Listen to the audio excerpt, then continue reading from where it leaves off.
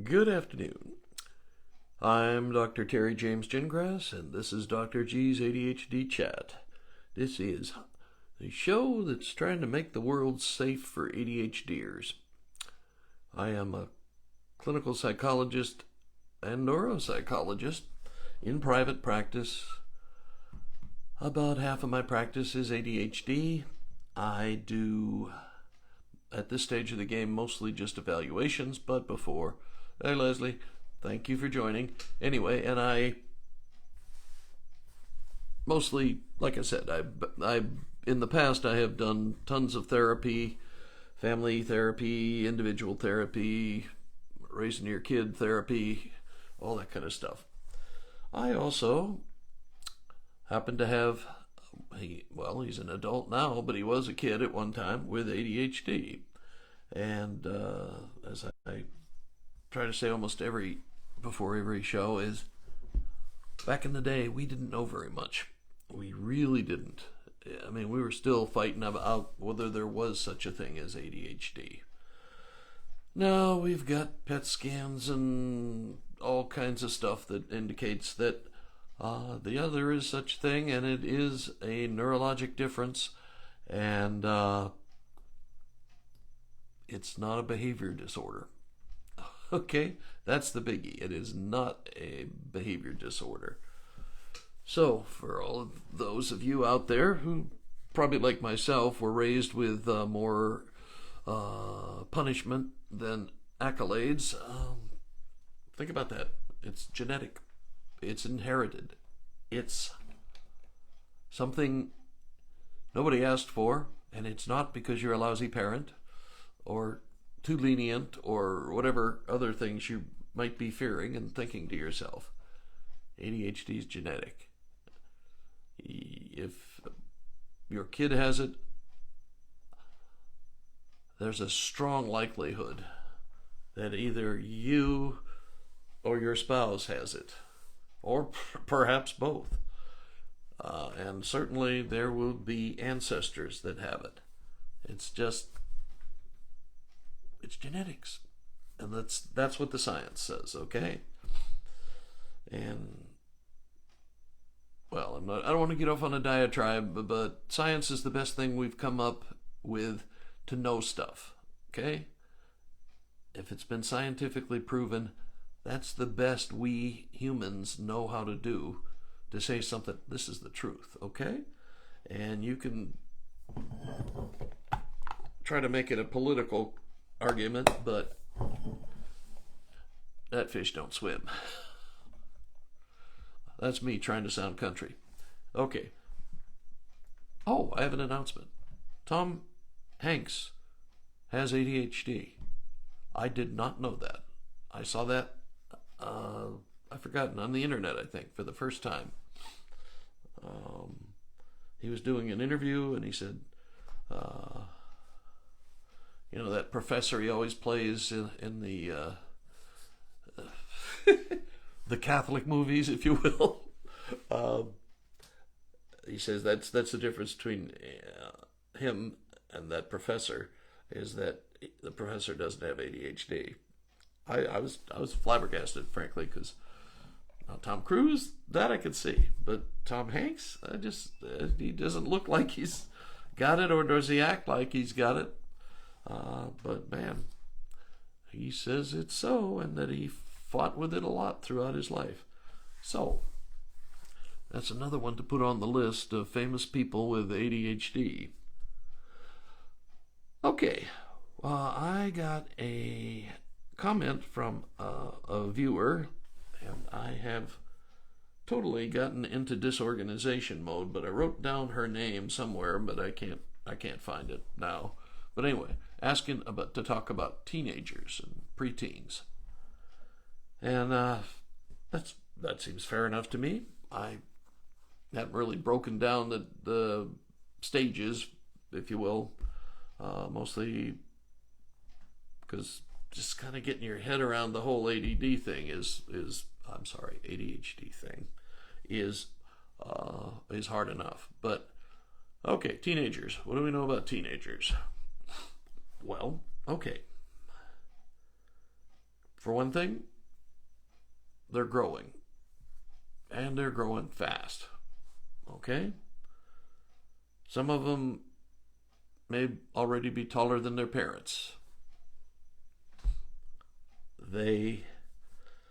Their bodies are going through a whole bunch of rapid changes. Their brains have not quite caught up. The frontal lobe development, the part that has judgment, is not fully developed yet, while the emotional responses are fully developed and all over the place, as you probably know if you have a teenager. So the problems with that is that they, like I said, are emotionally mature, but not their judgment's not very good. Okay? So don't give your kid a Corvette for his or her 16th birthday. That's just dumb. Okay? That's not paying attention to the science. Okay, so the good news about having a teenager or having an ADHD kid that's becoming a teenager is that they tend to be less hyper than the younger kids. Okay, that for some reason is a thing that ADHDers tend to grow out of. Okay, you can't be sure of anything else, but you're pretty sure that they'll be less hyper than they were as 9-year-olds, say. There is a problem along with that. Okay, ADHDers on average are about 3 years behind their peers in terms of mental and emotional development. Okay, I'm not saying they're retarded, but their maturity level is behind their peers. You know, they act younger than kids their age usually do. And if you remember at all your high school days, you know that teenagers are cliquish. And if you don't fit into the clique, if you are super outcast. And high school can be a very lonely time. And if we don't watch out, the kids that they hang out with are, shall we say, not the ones we would choose for them. They're sort of outcasts frequently, so they hang with the outcasts. And, you know, if you remember from your own high school days, there's lots of bad stuff that happens with the outcast kids. Now, there's more drugs, more sexual promiscuity, more reckless stuff. And that's one of the things you have to be concerned about. That's one of the reasons why you probably should be putting your kids into activities where they interact with the other kind of kids, the ones you want to see your kids with. I mean, play sports, play music, do art, something that where they come in contact with other kids their age socially, so they are less likely to fall through the cracks and end up with a bunch of kids that you probably would not choose for them. Okay? With adolescence, you know, the hormones are in a roar, right? And emotional dysregulation is frequently a problem. They get these intense anger things, big temper tantrums, all that sort of stuff.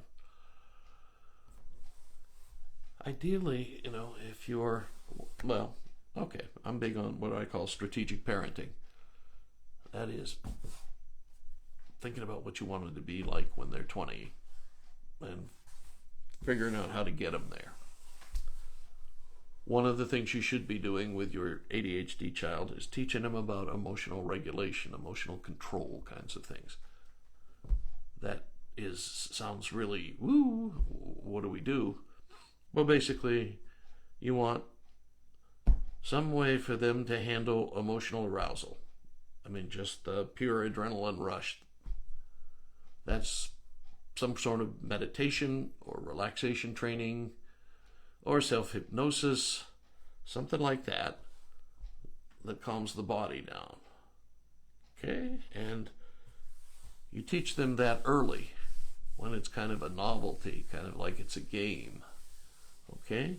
So that by the time they are teenagers, they're good at it. Because meditation, let's call it meditation, that seems to be the popular term nowadays. Back 20 years ago, it was relaxation training. But the idea is it's a skill. It's something you have to practice to be able to use. So you can't just wait, it's not like an aspirin. You just wait until something's happened and then you can start doing it. No, you have to have practiced. You have to be, getting some daily amount in. Ideally, most of the teachers, trainers, and that sort of stuff say you ought to be able to do 20 minutes a day, every day. Well, okay, and I would agree with that. So you want your ADHD child to have already been exposed and have picked out his or her favorite meditation technique, and there are a ton of them, and it behooves you to get familiar with a lot of them. But something that kind of picks up on the way they think about the world is the best kind of relaxation training to do. And then the other thing you need to know about is how to actually control what's causing the emotions. Almost everybody nowadays in the psychology world is doing some variation on cognitive therapy, cognitive behavior therapy. And that's just the idea that behind every emotion there is a thought pattern. And that thought pattern makes you more prone to whatever your favorite bad emotion is. And all of us have a favorite bad emotion, okay?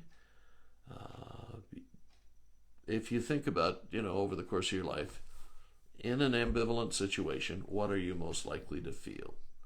Are you going to be angry? Are you going to be scared? Are you going to be frustrated, impatient, sad? Whatever. Whatever you are noticing that you feel the most of the time, there's a thought pattern behind that. And it sometimes is tricky to get to identify that. Sometimes it's kind of like peeling an onion, that you have to go through one layer, superficial layer, and then get to a deeper layer, and then deeper than that. But basically, the idea is that if you're angry, it's because you're saying, you can't do that to me. You shouldn't do that to me. It's bad that you did that to me. I'm not going to take it. Kind of thing. If it's fear, it's something terrible is going to happen. I don't know when it's going to happen, but it's going to happen. It's going to be bad, and I don't know if I can handle it. Okay? And so you want them to have some experience in identifying those things. And, I'm not going to try to turn you into a psychologist. Oh, Lord knows it takes a long time to do that, and not everybody, frankly, not everybody wants to put up with doing it.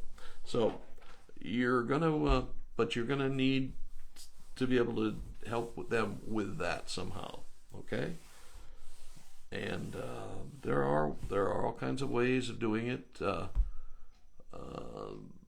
but having them start a journaling kind of process, just writing down a few things in their own special book every day.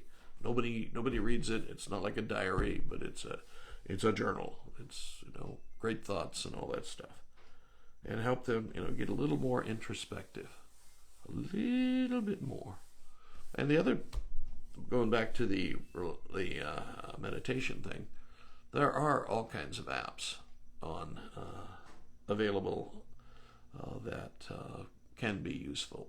I mean, my problem with it is that it doesn't really help you develop the skill as well as, doing it on your own. But it will work.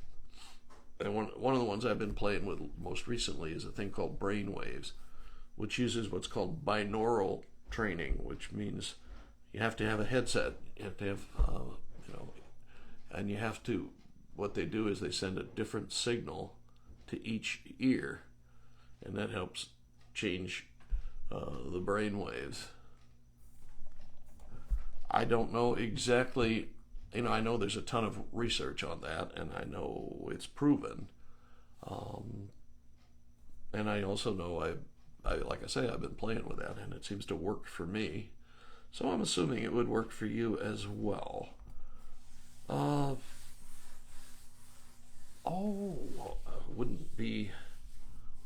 Wouldn't be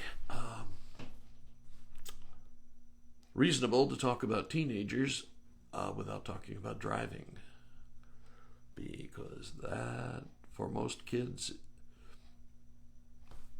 the minute they can see 16 coming, they want to know when they can get their driver's license.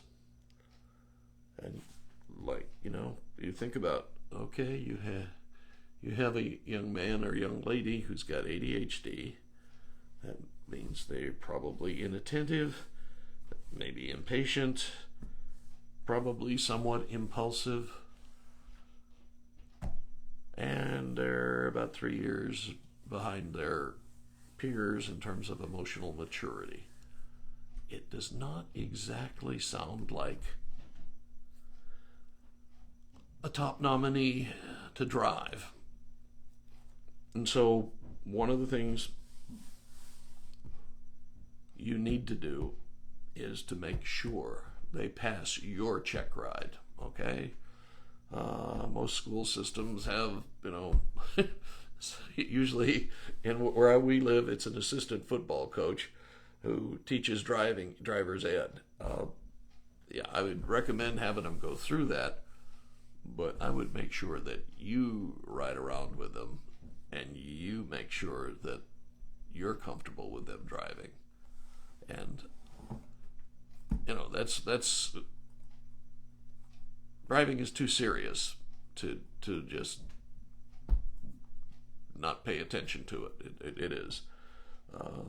We have had, last year was a bad year where I live.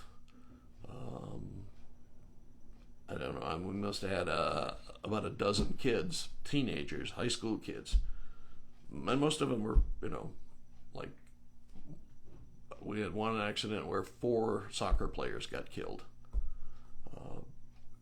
Anyway, driving, you've got a 2-ton vehicle, and it is so well sprung and suspended and insulated that it doesn't really feel like you're doing much when you're going really fast. And that will get you into trouble fast, in a heartbeat. That will get you into major not coming home from it kind of problems. So you need to be careful, and you need to be check them very rigorously and make sure, like I said, that they passed your personal driver's check before you actually let them drive. I mean, I know with my own, actually, this was not my ADHD child. This was his older sibling, and man, went into like a trance behind the wheel, and it was like, stop the car, stop the car, stop the car. I was scared a number of times, by, just almost like in a trance, almost like, and not responding, Anyway, so you need to make sure of that. Well, I guess that's enough scary stuff, I think. Like like I said, and other things. When you are dealing with an adolescent, he or she's growing. That sometimes raises hob with their medications, and their medications aren't stabilized anymore. They're for a 9-year-old who weighs 100 pounds or whatever, and now you've got a 6-footer who's 200 pounds, and it's probably not going to, the dosage is probably going to need to be adjusted, and your doctor ought to be keeping track of that. But sometimes things fall through the cracks, so dosage needs to change. Also, when they hit high school, the demands on them increase. The demands to be organized, all the things that they're not very good at are increased. And if you have not already had a 504 plan, this may be the time where you start to realize, maybe I need one. Because, and if you're not familiar with a 504 plan, it comes from Section 504 of the Americans with Disabilities Act, and it covers ADHDers. It basically says it's not about remediation. They're not trying to fix you. They're trying to make accommodations, give you accommodations, so that your problems with ADHD don't get in the way of your ability to get a good education. Okay, and it's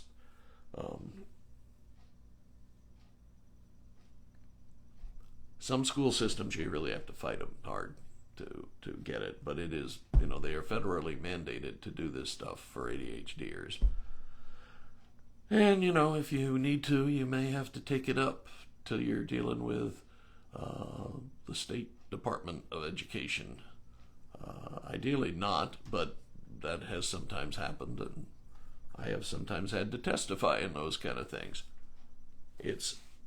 But it's a right. It is mandated that they do these things. And then, of course, once you get a 504 plan, you got to make sure that the teachers know that there is a 504 plan, and they respect it and do what they're supposed to do with it. And sometimes, you go through all these things, you go to the meeting, you talk about it, you do what you have to do to get what is absolutely necessary, and then you find out a month later that his English teacher still isn't aware there was even a 504 plan meeting. So you can't assume that this stuff gets passed around, because a lot of times it doesn't. So, and this, your child may have been perfectly capable of getting through elementary school without needing any special help, and maybe even middle school, although the needs are pretty close to what he or she needs in high school. But don't forget that that's available. And just because you didn't need it in the 6th grade doesn't mean you don't need it in the 10th grade.